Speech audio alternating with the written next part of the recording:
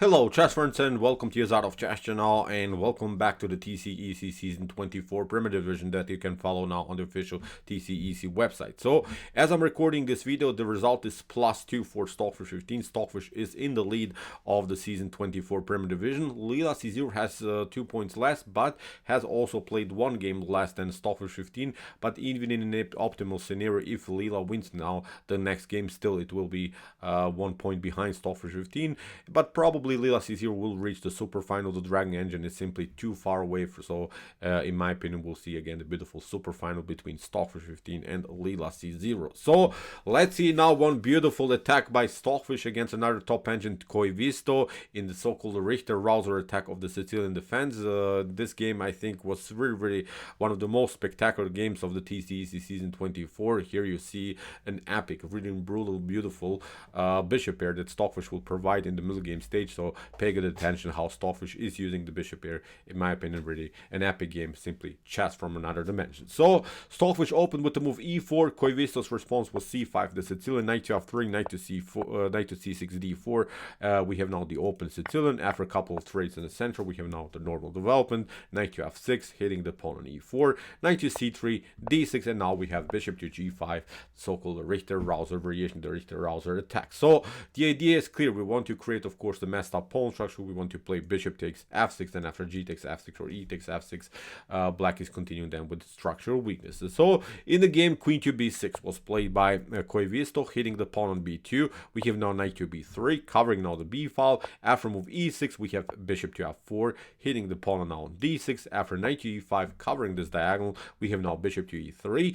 The queen is attacked, and after queen to c7, we have now the move f4. So after knight to c6, now comes g4, and you see this is already a dynamic game. Stockfish creates now immediately the pressure on the king side, because many times in the Sicilian, black is going to castle king side, and now Stockfish is already launching a flank attack on this side of the board. So in the game d5, which meets with the idea in chess that says that you should break in the center if your opponent of course attacks the flanks. So now central breakthrough really makes sense, because white of course cannot control the center of the board. White cannot also control the queen side, the king side, so white cannot control every side of the board. So that's why d5 is of course keeping now the pressure at least in the center of the board for white. So in the game e5, attacking the knight to d7, and now knight to b5, attacking the queen. The queen has to step back, and now queen to f3. Stockfish is preparing now queenside castling, and of course the pressure on the king side by playing h4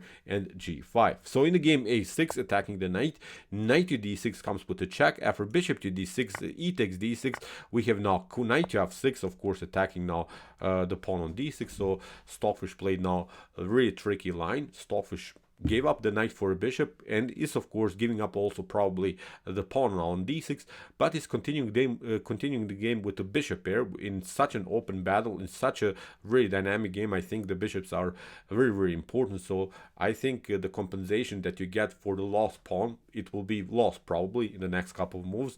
I think it's a decent compensation to have the bishop pair, although you lost the pawn in the beginning. So in the game, queenside castling played by Stockfish 15. You cannot play queen to d6 immediately, because then you get g5. Knight to e4 doesn't make sense, because after queen to e4, d takes e4, the queen could be hanging here on the d file. So that's why after move queenside castling, first knight to e4 was played by Stockfish 15. Now after move h4, the Koivisto engine took now the pawn on d6. But you see, black also lost many tempi. Black also lost many moves just in order to capture the pawn on d6. So it's not like white lost the game without any compensation. So as I said, we have a compensation of the bishop here, but also you see white lost the pawn, but black played knight to e4, knight to d6. Meanwhile, look at this, we have already 3 pawns that are attacking the king side. The king is still stuck in the center, so in my opinion really a solid game for white. Also, we have to say there are several dark square problems here, because black doesn't have anymore the dark square bishop,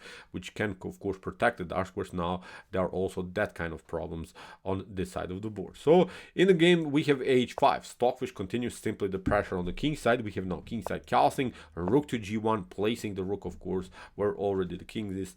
If something gets cleared on the g file, then the king could be endangered. So bishop to d7, king to b1, improving also a little bit the position of the king, because many times black uses the c file attack in Sicilians, because that's many times the open file. Of course, after a pawn trades on d4 in the common Sicilian, of course, then the c file is open. So that's why Stockfish first of all gets out of this attack by playing move king to b1, queen to c7, a3.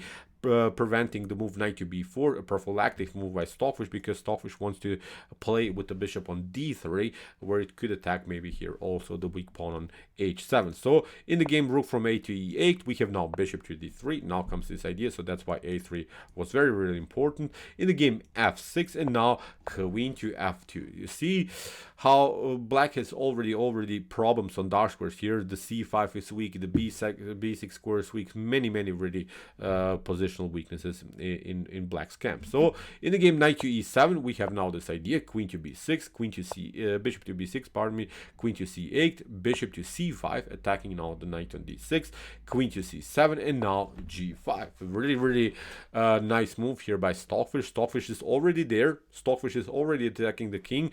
If you play something like f takes g5, this is not good, because the g file is finally open. We'll simply play rook battery. If you play something like knight from e to f5, look at this, rook to g1, both bishops are basically attacking the knights. The knights are good defenders in front of the king, so in order to stay in this position into the game, I think black needs now to play a passive move like rook to f7, then also h6 is maybe the opportunity. So I was really not left to play anymore this game from black's perspective. So that's why after move g5, here Koivisto passes through, is locking now the g file, is locking now also the h file, because whatever you do, if you play g6 from white's perspective, then black will pass through with the move h6. If you play h6, then will pass through with the move g6. So probably in this position, the g or a file will not be open. But Stockfish provoked different weaknesses. With the move f5, now there are several dark problems again. Now the bishop will become simply the best piece on the board.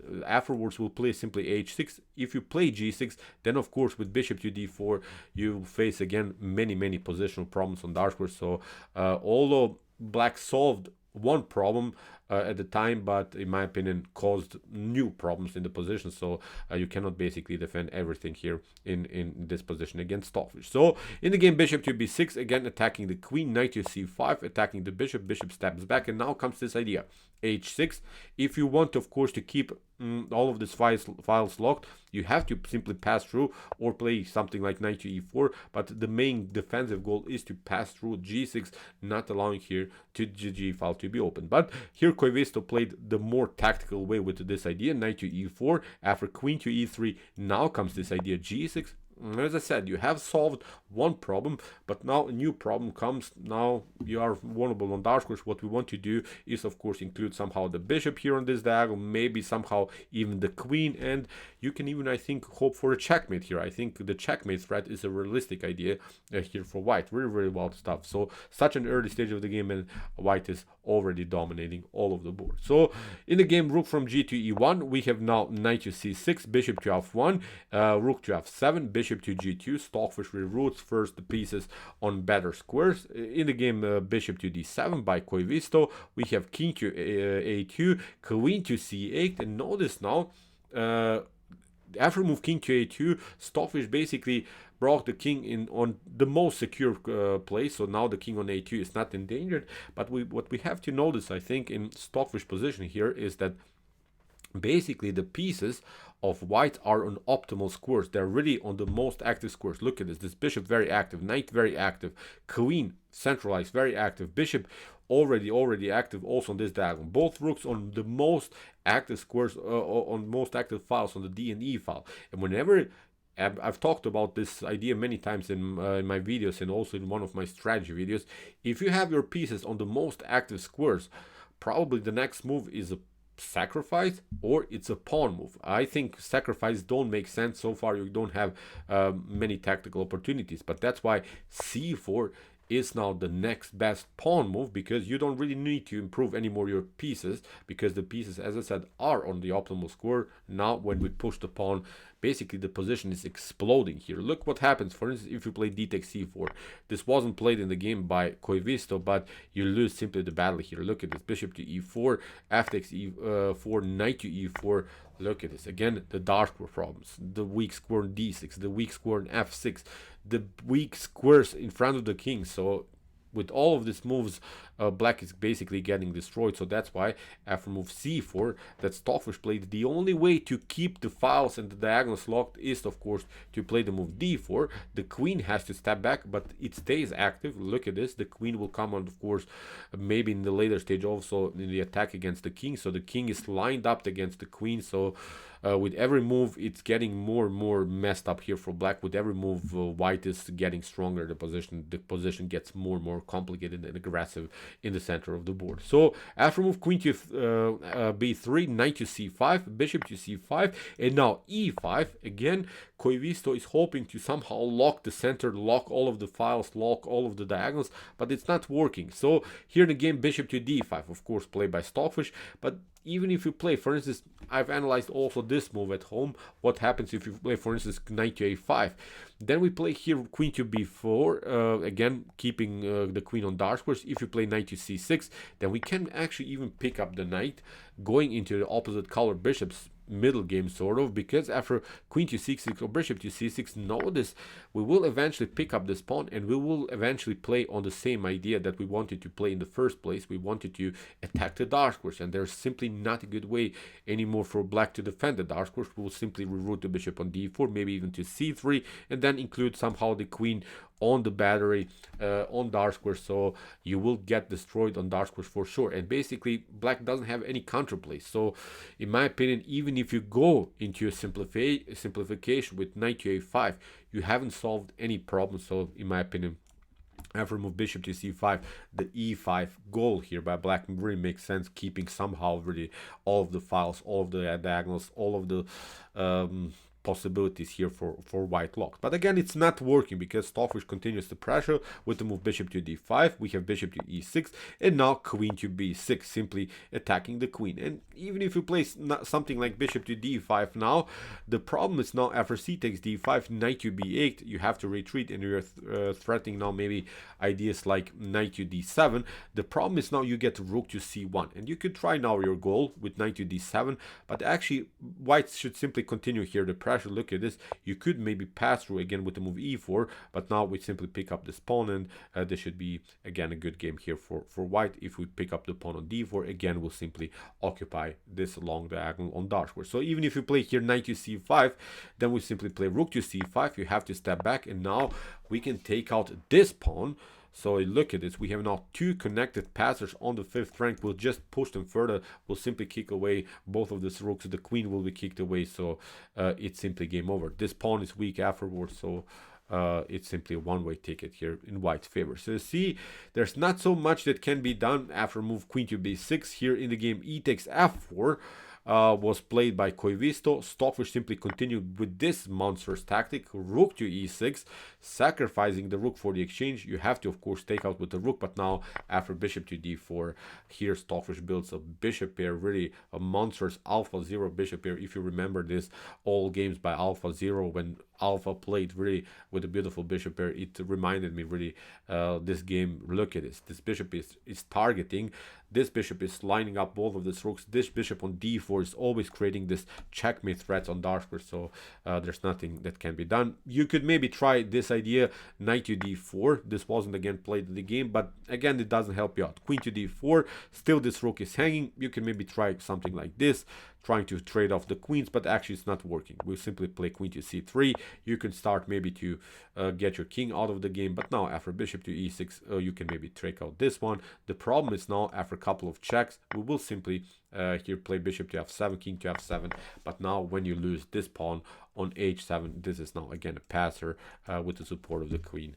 The game is over again here for black. So you see, whatever you do, it's not working. Even this idea knight to d4 doesn't simplify the game enough here for black. So in the game a5, so we are already in sort of a Zugzwang position. So you see, every move basically by black is bad. There's simply not a good move anymore here for black to do. In the game queen to b5, we have queen to e8, bishop to c5. The bishops are covering now all of the squares in the center of the board. Really beautiful how Stockfish is playing now this game. Rook to d7, we have now queen to b3, queen to f7. Here the Koivisto engine is really desperately trying somehow to force a trades of pieces to somehow simplify the game, maybe going into an endgame, because if this game reaches the fully endgame, of course black has some chances because of course also of the supported pass pawn on the f-file. But this game is really far away from a potential endgame because still it's so dynamic, still there's so many pins, there's so many active pieces here by white, so it's simply a one-way ticket here. So queen to c3, again covering the dark squares, again threatening even checkmates if something gets cleared, of course. In the game a4, we have now king to b1, knight to d8, and now queen to d3. Here Stockfish is threatening some ideas of bishop to e6 and then to pick up here the rook on d7. So in the game b6 was played, we have now bishop to b4, again with the idea reroute the bishop on c3 and then queen to d4 and then deliver checkmate. This idea is present through the whole game. Of course, you don't have to immediately react. You don't have to immediately play on this idea. You see how Stockfish played the game. First, improved the pieces, activated, created pins, created ideas, created threats. Now, when the game is a little bit settled down more, now again calm move bishop to b4 with the idea, of course, to play bishop to c3. And for instance, even if you get out of this d-file mess, you'll see why the d-file mess is here a problem for black. Even if you step back here to c7, then again we'll simply build this barrier. Queen to d4, you can play f3, bishop to c3, and the game is over. So you see, you don't have any counterplay. So that's why here from bishop to b4, we have f3 immediately by Koivisto, but now comes this idea. Look at this. This is the problem. Bishop to e6, so you cannot defend everything. In the game, knight to e6 was played. If you play, of course, a rook takes d3, then we can play first with a check, and then afterwards we'll also grab the rook. So the similar tactic happens. So after move bishop to e6, we have knight to e6, but now you lose the rook on the d-file, and here, of course, it's a completely winning game here for white. So in the game f2, Koivisto is searching for chances with this passer on the f-file. Stockfish, of course, covers the f1 square. Knight to g5. Stockfish creates now also here an attack against the pawn. We have now knight to e4, protecting now the pawn on f2. And here Stockfish simply gives up now the bishop for pawn, simplifies the game, now includes simply the rook into the game. Rook to d7. You cannot step back, of course, to g8 because here the continuation is simply rook to g7. You have to step back maybe here to h8, but now here Stockfish would also create another passer, simply push the pawn further, and here after a couple more moves the knight can cover, but now after a couple moves it will be again a beautiful checkmate. So after move rook to d7, so you don't have time to get back here with your king and protect the pawn on h7. So that's why Koivisto played king to e8. Stockfish simply grabbed the pawn. Koivisto hopes to get some kind of an activity with the knight, but now a beautiful endgame move here by Stockfish. Rook to e7, deflecting simply the king far away from the action. Now the pawn can be rolled here and it will be promoted to queen. So it's of course completely losing here for black. So in the game knight to f6, Stockfish simply push the pawn further. Will also create another queen now. After queen to f3, king steps back. Here Stockfish grabs now this annoying pawn on f2. Here in the game knight to d7, queen to g1. Here after a couple more moves the knight was attacked. Here after a couple moves again the knight tried to control the b8 square, but now Stockfish simply attacked it. After a couple of checks here in this position, actually the Koivisto engine resigned. Of course, white will simply promote another queen, and after a couple more moves, black will be checkmated. So incredible game played by Stockfish. I really love this approach in the Richter-Rauzer attack, sacrificing first the pawn, sacrificing then the exchange, then creating really madness, opening files, opening diagonals. This is the way to go. Really beautiful attacking chess again by the fish. So okay, I hope that you enjoyed this game. I really enjoyed it a lot. If you want to see more beautiful attacking games like this, check out our covered commented chess games played by computer series. Here's the link of our whole playlist, and if you like this content, don't forget to subscribe to my channel. See you soon with some more videos, and chess is the best, of course.